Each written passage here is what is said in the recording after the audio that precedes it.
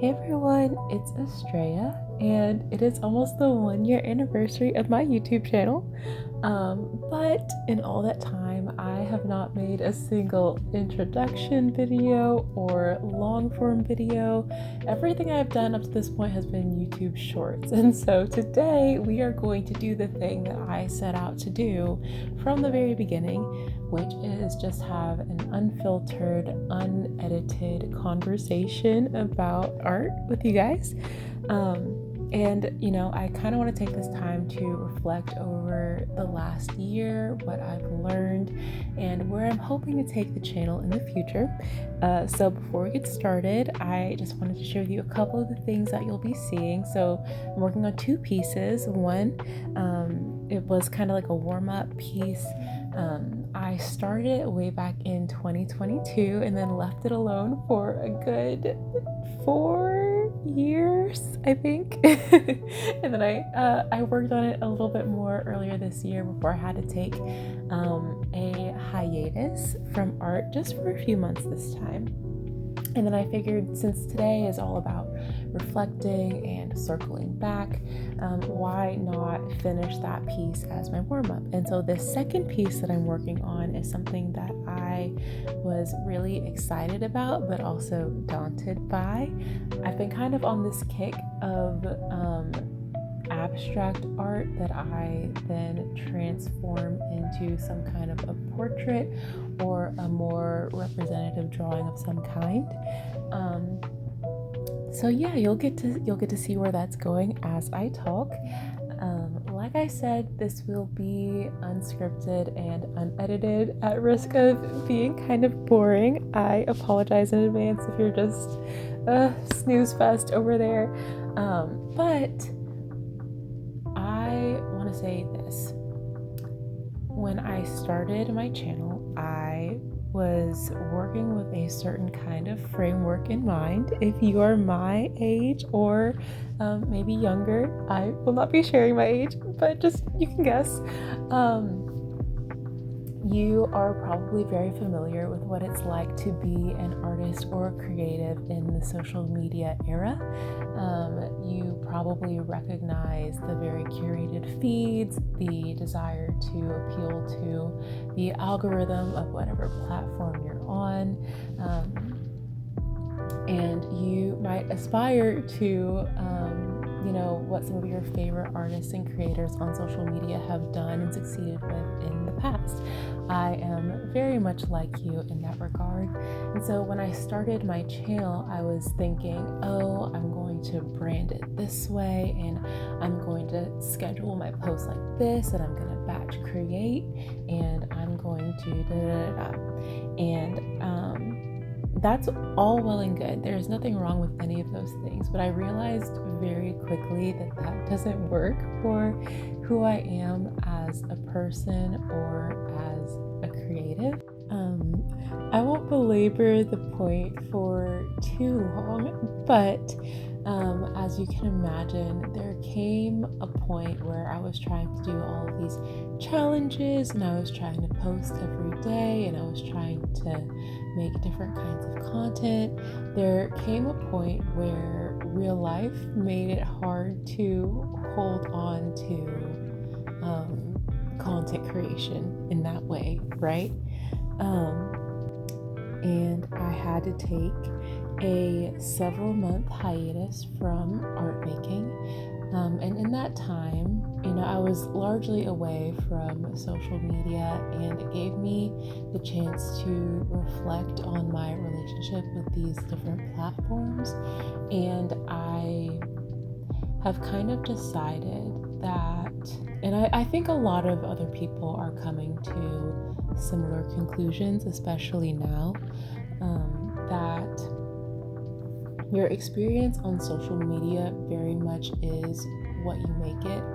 And there are a lot of opportunities to be had, right? We've all seen influencers go viral and blow up overnight and have their lives completely changed, and they're able to quit their 9 to 5 and pursue every dream they've ever desired, and so on and so forth. We've seen that story a lot over the years. And again, if you're anything like me, you might look at that and say, okay, what are the steps they took? How did they do it? What's the path that I can follow? And it gets really easy to try to bend over backwards. That's an oxymoron. It's not easy to bend over backwards, but you get what I'm saying. It becomes easy to hyperfixate. We'll say that. It becomes easy to hyperfixate on trying to follow these pathways to success, when really, I think at this point, authenticity, being true to yourself and your process is the thing that's going to guarantee a sustainable art practice, maybe success online and on social media, but I would argue that that's not necessarily the point, at least not for me at this juncture. And so, thinking about all of that, if you are still with me at all, upon returning from my hiatus, decided that I want to take a more exploratory approach to my art. I think, like I said, there was a time when I was trying to follow certain paths and certain frameworks, and so I thought, okay, I need to do these kinds of studies, and then once I've figured out how to do anatomy, then I'll graduate and I'll do this and I'll work on my color theory, and then from there I'll work on this. And while I have done some of that, and I don't intend to give it up, right? It's very important to practice, especially the things that we're not super great at. What I'm really seeking is the kind of passionate creativity that I had when I was younger. There was a moment recently that reminded me of the way that I used to create. I had we'll call it a very emotional day earlier this month. It was one of those days where it seemed like left and right things were not going well, despite my best efforts and all my best laid plans. And I came home and I was like, I need to make some art. And I sat down and I made 10 of these ACEOs. They're artist cards, editions, and originals. I have not had the courage to list them on eBay yet, but I sat and I made 10 of them. They're very, very small. They're like 2.5 by 3 inches. And they're very abstract. I called them July blues. They're all explorations of different shades of blue, a little bit of purple, a little bit of white thrown in there.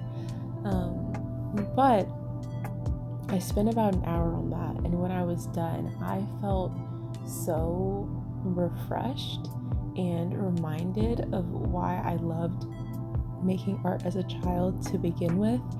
And I didn't film the process. So, the only evidence I have that I made these pieces are the actual physical piece and just this story that I'm telling you, right? But I think in that moment, I tapped into something very honest and very true about my creative process that I think I lost in the pursuit of trying to do things, quote unquote, right. And that can be many things, right? That could be right on a technical level, as far as like actual proficiency in art making. That could be right as in according to what will get the most views on social media, or what will get the most likes, the most engagement, whatever it is. I think when I first introduced social media to my art practice, there was also an understanding that I was introducing an audience or a spectator, or at least that's what I was hoping to garner, right? I was hoping that people would see my work and they'd want to follow and they'd want to watch me make it. But I think I wasn't paying attention to what I was losing in that process, which was the desire to connect with myself, explore my feelings, and then express what I found with the world. And so as I'm working on this piece that you see in the background, it is very much something that is the result of, yes, those studies that I did early on, but also the time that I took to just experiment and try new things and be weird. And I found it so much more fulfilling and enjoyable to make than a lot of the things that I was working on at the beginning. And so, in short, not really short, because I feel like this has been kind of a long time rambling. Please forgive me. What I want to do with this channel moving forward is go all the way back to the way that I used to create as a child. And that's not just about, the expression. It's also about the way that I engage with art in general. I would love to, something I used to love doing as a child. I used to love making fan art. I used to love reading and coming up with my own stories, right? Coming up with fan fiction. I really want this channel to be a space where I create a dialogue, I think, between myself and the world through creative mediums. I just made that up. It sounds kind of right. Maybe, I don't know. But yeah, I want to showcase things that I'm inspired by.